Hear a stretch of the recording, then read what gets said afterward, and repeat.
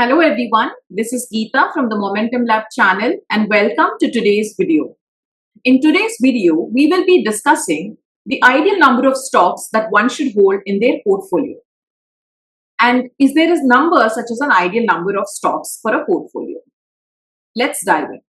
A few weeks ago, we have discussed a study which spoke about how and which universe should one choose among the large cap, mid cap and small cap as their ideal universe. The same study also extends its understanding on the ideal number of stocks. So, as we all know that there is a common understanding that few people hold. Some people say they would like to hold 15 stocks and some people like to say they would like to hold 30 stocks, etc. But what we are trying to do today is we are trying to see today through this study and data-backed insights if there is a particular ideal number of stocks which can be arrived at. So this study was conducted by Rajan Raju and Sobhesh Kumar and published in 2023. So this is also an extension of the study that we had earlier taken about the universe selection. So the assumptions and the parameters that are defined are also same, but let me summarize them for you. So the returns have been calculated for 12 months of a momentum ranking. The data that is considered here is of 20 years in span. 1 month rebalancing has been done for all the portfolios discussed and no transaction costs have been added. So the stock universe has also been divided into 4 large categories.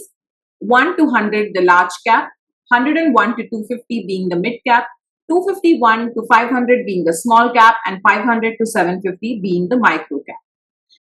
Having established these assumptions and methodology, let us dive into the insights and find out what the study actually says. So the first insight that we have is that a 20 stock portfolio is optimal. Now, how do we arrive at this number and what does this table speak about? If you remember, there have been 5 important parameters on which we have been judging the universe selection as well. Those are nothing but the returns and risk given by standard deviation, risk to reward ratio, which is given by the Sharpe ratio, the number of drawdown days, that is the days that a portfolio requires to recover from its drawdown, and the maximum drawdown that a portfolio can endure.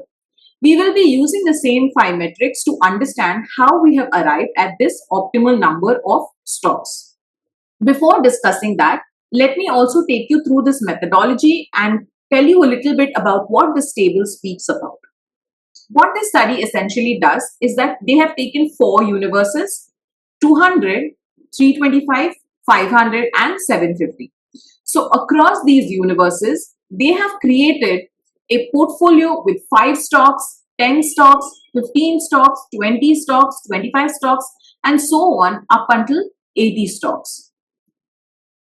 So essentially what has happened is that there was a portfolio created for 200 universe with 5 stocks, 200 universe with 10 stocks, 200 universe with 15 stocks, so on and so forth for all of these number of stocks across all the 4 universes.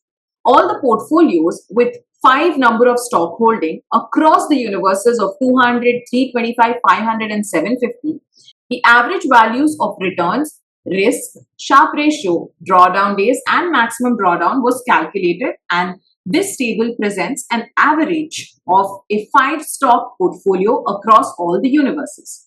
Similarly for 10, 25, 35 and all of these number of stock holdings. Now, having established that, what we see over here, the first thing about returns is that as we keep adding more number of stocks to our portfolio, we are seeing that the returns are essentially decreasing. That means a portfolio with high concentration of stocks, that is only 5 stocks, has given an average return of 35.37, which is a phenomenal return when you compare it with, let's say, a benchmark like Nifty 50. As we go up to include more number of stocks, we are seeing that the returns fall from 35.37% to 34 to 33, again 33, 32, etc. So as we are going and adding more number of stocks to our portfolio, more diversification there is in the portfolio, the returns are decreasing. Now let's see what's happening to the risk, which is depicted by the standard deviation. Now, over here as well, the interesting observation is that the risk is also high when your portfolio is concentrated. The risk number is decreasing incrementally as we move on to a portfolio which holds a large number of stocks. Again, this indicates that a concentrated portfolio has higher risk than a portfolio which is much diversified. Now, when we come to the Sharpe ratio is a risk to reward ratio. That is, how much reward are you getting for the additional risk that you're taking for your portfolio? All the Sharpe ratios have shown a value somewhere in between 0.8 to 0.9. And when we consider the values, the best Sharpe ratio happens to be for this portfolio with 20 stocks. As we all know, that as the Sharpe ratio approaches 1, that is the ideal number that we want to have. So in the basket of 20 stocks, we see that the Sharpe ratio is 0.89, the best number of all the portfolios considered over here. Now, when we come to the drawdown days, you will see that the number of days that a portfolio requires to bounce back from its maximum drawdown is similar across all the baskets except for the concentrated portfolio.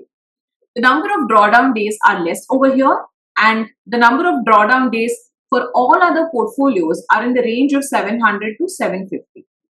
When we come to the max drawdown percentage, a very concentrated portfolio with only 5 stocks has a 43.9% maximum drawdown, and the least drawdown we are seeing here is of 80 stocks, which is just around 30%. But if you look at all the other portfolios, the drawdown is ranging somewhere between 30 to 37, which means they're around in the similar value range. Now, therefore, when the max drawdown are in similar ranges and the drawdown days are also in similar ranges, then the best metric that we can here look at would be the Sharpe ratio. Now, the 20 stock portfolio having the highest Sharpe ratio looks like the optimal one for us. That is our first insight. Now, this particular insight, like I said before, is an average of all the different universes with a fixed number of stocks. But what if we want to understand how each universe performs and what could be the ideal number of stocks for each of this universe? Let's go and see what the study has to say about this. What the study does is that the study provides us with 2 sets of data about ideal number of holdings across different universes. These 2 sets of data are based on one Sharpe ratio and second historical annual returns. What we will see here is that as the number of stocks in a universe increase, that is, as we go higher up the universe, the number of stock holdings that are ideal for our portfolio also increase. If we compare the 2 tables over here, what we are seeing is that even if we consider the Sharpe ratio or consider historical annual returns, the number of stock holdings across universe remains the same. So for 200 universe, in both cases, it is 15. For 325 universe, in both cases, it is again 15. For 500, we have 20. For 625, we have 25. For 750, we have 45. Now, if you recall, in the last study about which universe is ideal for us, we have also presented what the study says about another universe, which is the mid-small cap 400. The study also establishes the mid-small cap 400 as the ideal universe, and for that particular universe, the ideal number of stocks, if you consider Sharpe ratio, are 25, and if you consider returns, are 20. So the large understanding is that either way, around 20 stocks would be an ideal scenario for a portfolio. Now, if you look at this, there are some merits, when we see even in the 80 stocks portfolio holding as well. So for a retail investor, maintaining anything more than 25 to 30 stocks is going to be very challenging because one, that, tracking so many number of stocks is simply impossible for a DIY investor, unlike, big mutual funds or big PMS fund houses. Now, The other thing about holding a large number of stocks is also the large transaction costs that may come around with buying and selling these stocks. Therefore, one needs to also consider these two important parameters while considering the ideal number of stocks in their portfolio holding. To summarize what we have been discussing, a concentrated portfolio gives us better returns, but the risks associated with a concentrated portfolio is also high. The drawdown is also very high, but the number of days it takes to recover is less. Now, as we move across the universes, the larger the universe, the larger number of stocks are to be held in one's portfolio. Now, the last point that we have been trying to establish is that the best risk to reward ratio, which is being established in the mid small cap combo, has an ideal number of stocks also ranging between 20 to 25. So that's it for today's video, and let's meet in the next video.